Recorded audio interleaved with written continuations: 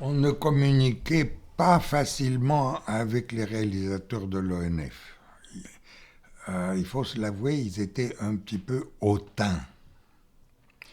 Et ils ne nous considéraient pas comme pouvant contribuer quelque chose.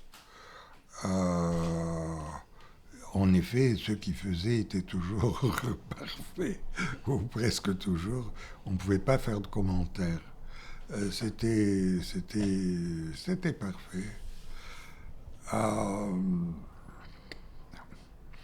Ceci nous dérangeait évidemment parce que ben, je travaillais avec les étudiants et il ne s'agit pas d'en faire des réalisateurs de films documentaires, mais il s'agissait de leur faire comprendre qu'il pouvait y avoir un autre genre alternatif. Et c'est avec ces prémices-là qu'on a constitué spontanément d'ailleurs la chapelle. À propos, ces 4-5 personnes dont je vous parle, la chapelle, ce sont les auteurs qui passent en premier dans le bouquin sur l'anthropologie visuelle de. Je crois que j'ai le bouquin ici, je vais vous le montrer tout à l'heure. C'est un étudiant de Harvard qui a accompagné Bob Gardner en Nouvelle-Guinée et il a fait un film sur la culture des patates douces ou quelque chose, ou du manioc, igname. Et il a fait un film là-dessus et ça fait 50 ans, il ne parle que de ce film, rien d'autre. Alors, là, la chapelle s'est constituée avec son aide. Il était très très bon administrateur. C'est lui qui très souvent à des congrès internationaux représentait la American Anthropological Association et aussi notre petite clique là. Qu'est-ce qu'on voulait enseigner aux étudiants? Aux étudiants, on voulait leur enseigner d'abord que un film ne devient ethnographique que s'il y a ethnographe, à n'importe quel niveau de production. S'il y a ethnographe, le film devient ethnographique, qu'on le veuille ou pas. Deuxièmement, il faut faire une recherche sérieuse, ethnographique, avant de filmer. C'est ça la grande différence entre les documentaristes et nous. Les documentaristes foncent sur leur sujet sans nécessairement étudier, faire une recherche vraiment anthropologique là-dessus. On voit la différence sur l'écran. La différence se montre sur l'écran. Le film ethnographique peut être très mauvais, souvent il l'est, mais on sent qu'il y a une recherche ethnographique derrière. Ça se sent immanquablement. Alors, notre idée était de faire collaborer les étudiants avec des ethnographes ou de futurs ethnographes qu'ils allaient devenir. Ils filmaient toujours par deux. Pour la fin, pour finir le cours, pour leur donner une note, ils faisaient un film, un petit film vidéo, maximum 15 minutes, deux par deux. jamais seuls. L'un faisait l'ethnographe, l'autre faisait la caméra. Et inversement, au deuxième semestre.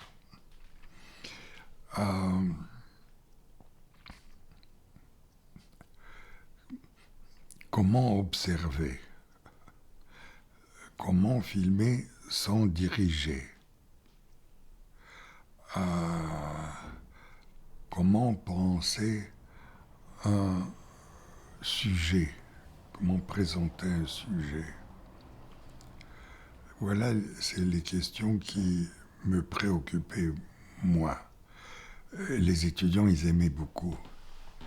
C'est pour la première fois de leur vie, pour certains, qu'ils touchaient une caméra vidéo. À l'époque, c'était blanc et noir. Et qu'ils essayaient de réaliser quelque chose par eux-mêmes. Faire œuvre individuelle. Et c'était à la fin du cours, on montrait en classe tous les vidéos des étudiants. Ça les enthousiasmait. Ils se querellaient pour voir lequel est le meilleur.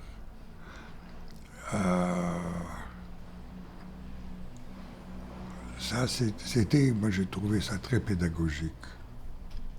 Très, très pédagogique. Il y avait les lectures obligatoires. Il y avait déjà le compendium du congrès de Chicago 76, je crois. Oui, 76. Il le lisait. Il lisait le petit bouquin sur le film ethnographique. Là, je n'arrive pas à m'en souvenir du nom. Il y avait 3 ou 4 publications.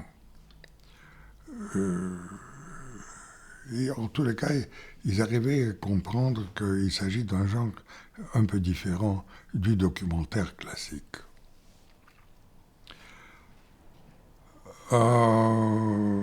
Bon, il y a une autre expérience pédagogique intéressante à laquelle j'ai participé, que j'ai organisée à l'époque. C'était en Sibérie, dans le village de Kazim. C'était la tribu, c'était des...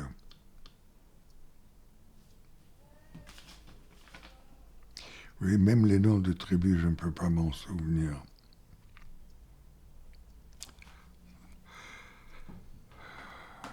Katie. Zévenk, Linette. Non. Как се казваше племето, което има в Сибир?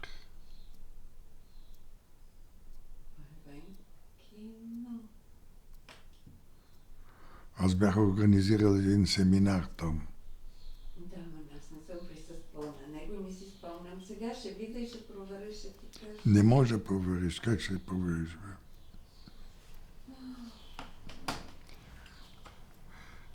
Et c'était une immense tribu qui occupait une bonne partie de la Sibérie.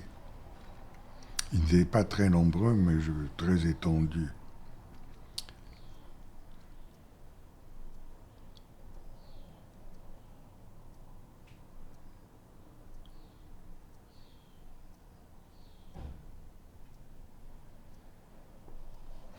Enfin,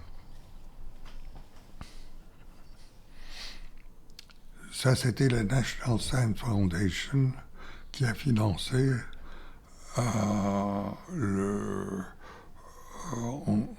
et qui cherchait des moyens d'assumer une collaboration avec différentes institutions dans l'Union soviétique.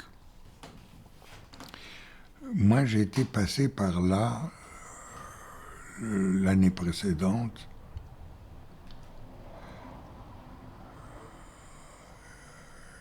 Et j'avais fait la connaissance de quelques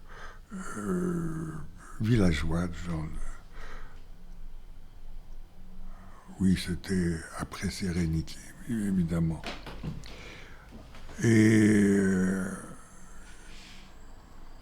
on nous a, à la fondation américaine, on m'a donné de l'argent pour acheter quelques caméras vidéo, les distribuer aux indigènes, une table de montage aussi, que j'ai décidé qu'elle devrait être placée à Moscou, parce que tout le monde y pouvait y aller, ce qui m'a fait beaucoup d'ennemis, parce que je ne l'ai pas laissé en Sibérie, la table de montage, mais je l'ai amené de nouveau chez l'ennemi à l'époque.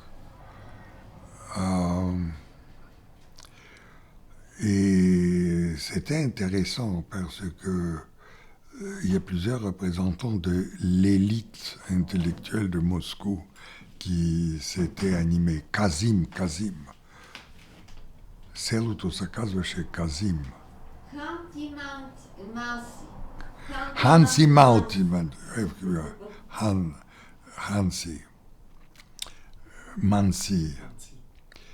Hansi Mansi. Hanti. Alors, il faut passer par la ville de Khanty-Mansiysk, par la ville de Khanty-Mansi. À l'époque, c'était une ville construite en bois surtout, bien construite, j'avais remarqué. Il y avait, comme partout, il y avait les chiens traditionnels là-bas. C'était vivable, c'était pas mal. On m'a dit maintenant que Khanty-Mansiysk, la ville, est devenue comme Dubaï au Koweït, avec des gratte-ciel tout pleins. Ce qu'on m'a dit. Il y avait un musée d'ethnographie, là. Il y avait une directrice du musée, jeune fille, très active, très enthousiaste. Alors je l'ai engagée pour organiser le séminaire. J'ai amené les caméras. On a fait venir les étudiants. Il y avait des étudiants de toute la Sibérie. Une dizaine d'étudiants en tout. Et de loin, à côté des Tchoukchi, Yenisei, etc., de toutes ces régions, il y a des garçons dont un garçon que j'ai découvert par la suite, très doué. Très doué. Как се казваше момчето?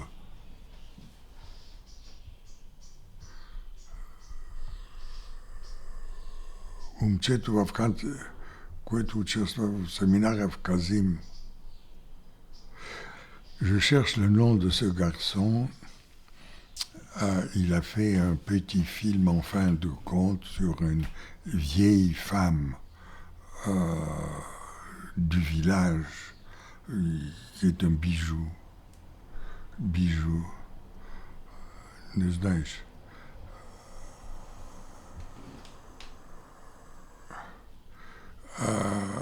Un bijou,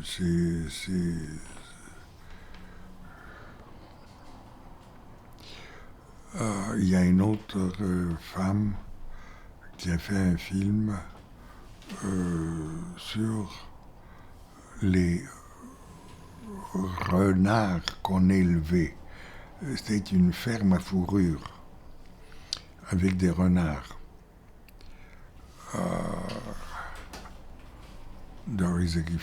Ils vendaient des chapeaux, des gants de fourrure, etc. Donc, un deuxième film sur les animaux de fourrure.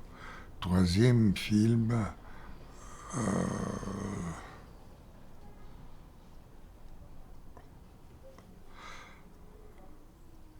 je mêle avec sérénité. Non, il ne faut pas. Pour regarder les films. On les a ici. En tous les cas, eux, ils sont restés extrêmement contents. Et les indigènes et l'élite intellectuelle de Moscou. Ils étaient une dizaine d'étudiants.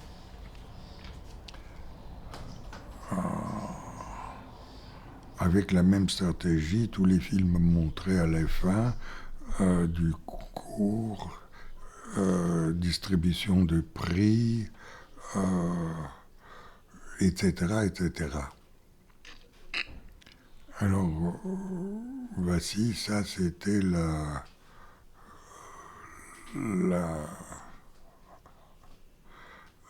l'expérience de Kazim. L'endroit s'appelait Kazim. C'était une école pour enfants nomades. Le même problème qui existe au Canada avec les indigènes canadiens s'était posé aux indigènes sibériens. L'État se sent obligé d'éduquer les jeunes petits nomades. Ils se sont obligés. Il ne peut pas les laisser comme ça, sans instruction, dans un pays qui se veut moderne, qui s'affiche partout comme moderne. L'alternative est donc la seule façon, c'est de ramasser les enfants et en un endroit pour la saison d'enseignement et leur faire un cours et comme ça d'en faire des gens éduqués. L'alternative serait de les laisser sans rien, incapables de lire et écrire même. Alors, il y avait de grosses discussions dans les films là-dessus, sur ce sujet. C'était l'été et les enfants rentraient à l'école. Il y a certains qui commençaient à parler uniquement le russe et ils parlaient plus leur langue nationale, Khanty. Ignoraient tout de la religion indigène, le fameux culte de l'ours qu'on a filmé. Le culte de l'ours qui a été étudié, archi-étudié par des ethnographes non seulement russes, mais scandinaves aussi.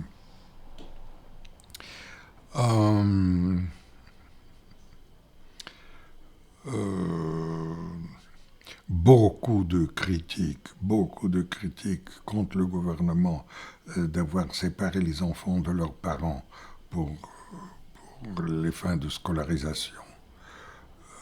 Très dur. Comme au Canada, la même chose, avec les écoles des prêtres, etc. Comment faire autrement? Voilà, ça c'est une deuxième très bonne expérience en pédagogie indigène en utilisant des moyens d'enregistrement mécanique.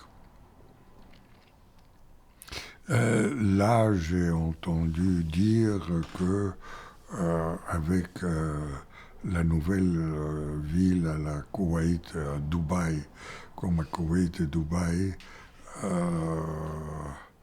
ils ont acheté du matériel vidéo, etc., en masse, caméra, tout ce qu'ils veulent. Fini les années anciennes de pauvreté, de misère.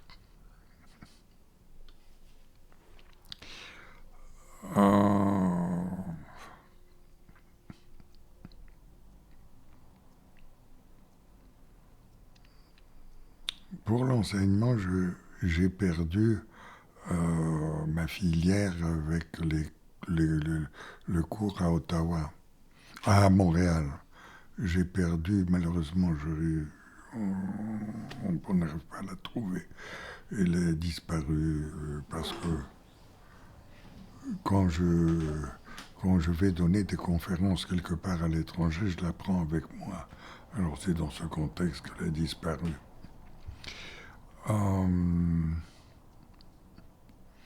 Moi-même, je n'ai jamais suivi un cours de cinéma. Je suis tout à fait ignorant en matière de cinéma, mais j'ai été obligé, les circonstances m'y ont obligé de participer. et de contribuer à ce que je pouvais contribuer. De sorte que je me suis toujours tenu à des principes et des pratiques très simples,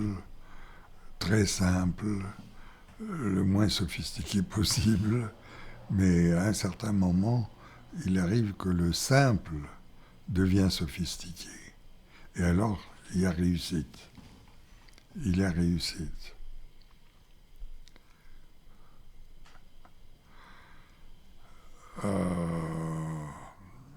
Autre chose? Vous avez voyagé ailleurs aussi? Vous avez voyagé ailleurs aussi pour parler de votre approche? Oh, moi, mon approche j'ai été invité à des cours, donner des leçons et participer à des conférences, beaucoup. Il fut un temps quand j'étais tout le temps en mouvement. Avec l'âge, ça a passé. L'âge y a contribué. L'âge, c'est la faute de l'âge. J'ai commencé par arrêter. Mais dans le temps, on était animé par un sentiment messianique. On allait changer l'enseignement. La caméra était un instrument magnifique pour combattre les préjugés. On était arrivé à cette conclusion. Avec Timothy H aussi.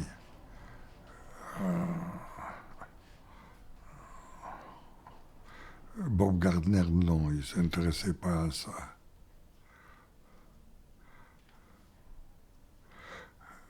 Rouch n'a jamais fait d'enseignement vraiment didactique. Lui montrait ses films. Il parlait beaucoup de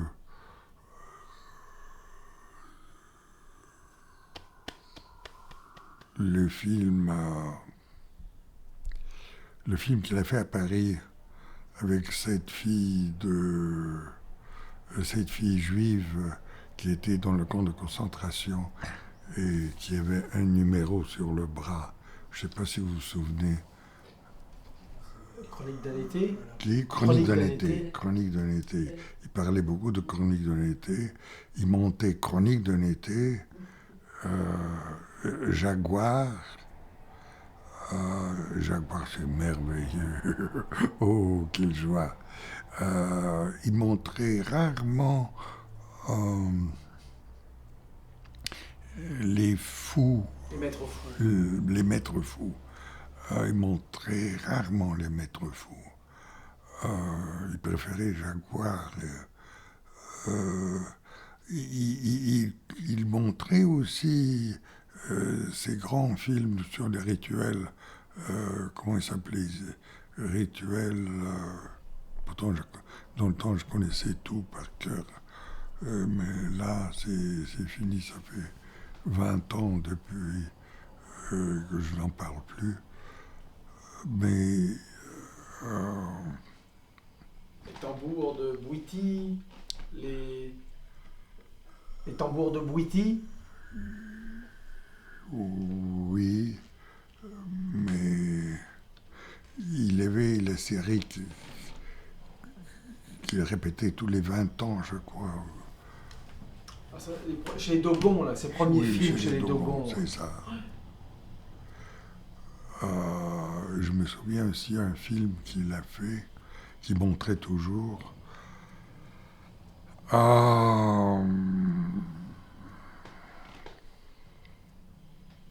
Sur un sorcier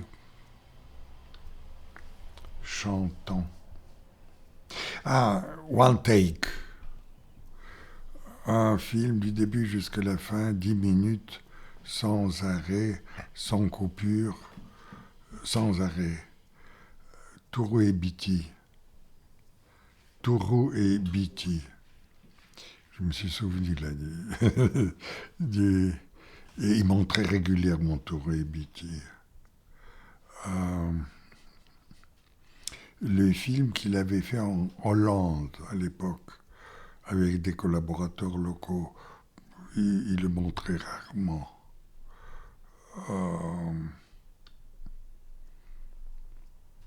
C'est Jaguar, Taureau et Beatty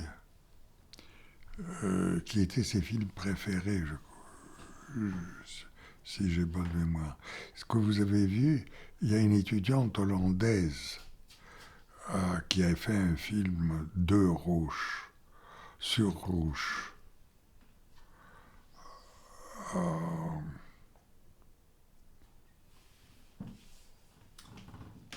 Avec ses acteurs à lui. Je sais pas. C'est très intéressant. Colette Pillot, la connaissez-vous? Oui, oui. Elle criait que... elle disait Marc que... Pio, vous voulez dire. Non, Colette, Colette, son ex-femme. D'accord, je le connais pas. Elle s'occupe de cinéma. Marc Pio aussi. Marc Pio aussi, mais moins. Elle s'occupe beaucoup. Elle critiquait Rouge à l'époque, beaucoup.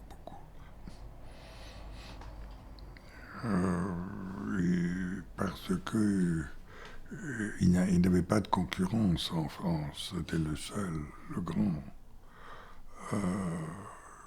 En Europe d'ailleurs, il n'avait pas de concurrence. Les Anglais commençaient les Anglais. Il y avait l'école, la vieille école du grand cinéaste qui avait fondé, anglais, qui avait fondé l'ONF. Grierson. Grierson. Il y avait l'école de Grierson, mais après ça, il y avait du nouveau, comme avec Gosselin. On vient de parler de qui? Georges Dufaux. Georges Dufaux. Moi, j'ai été présent au retour de